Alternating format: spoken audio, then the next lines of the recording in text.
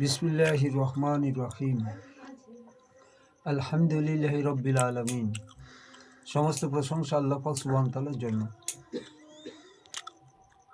সরল সঠিক পূর্ণ পন্থা মোদের দাও গো বলি, যে পথে চলেছেন তোমারই প্রিয়জন সেই পথে যেন চলি।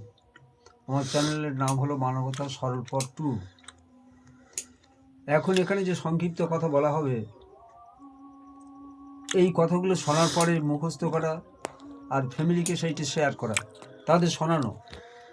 বলে যেই কথাটা হবে, যদি আমি সেই আমার ফ্যামিলিকে আমি শোনাই, তখন সেই জিনিসগুলো আমার নিজের জীবনে আমল করা আসান হবে।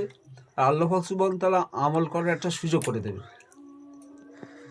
এখন আমাদের সামনে আলোচনার বিষয়বস্তু হলেই যে আমাদেরকে কলেমার দাওয়াত দিতে হবে। কলেমার দাওয়াত দিয়ে কলেমাকে শিরিক মুক্ত করতে হবে। কারণ মুনতাকা হাদিসের মধ্যে একটা কথা আছে যে নবী পাক সাল্লাল্লাহু আলাইহি ওয়াসাল্লাম said, those who believe, their belief do not mix to julum, there is a space pursuit, there is right guided.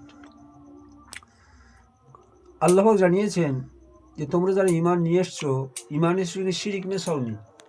যদি তোমরা ঈমানের সঙ্গে শিরিক মেশাও, তোমাদেরকে আমি হেদায়েত দেবো না, আর তোমাদের উপর রহম করম ইহসান করবো না।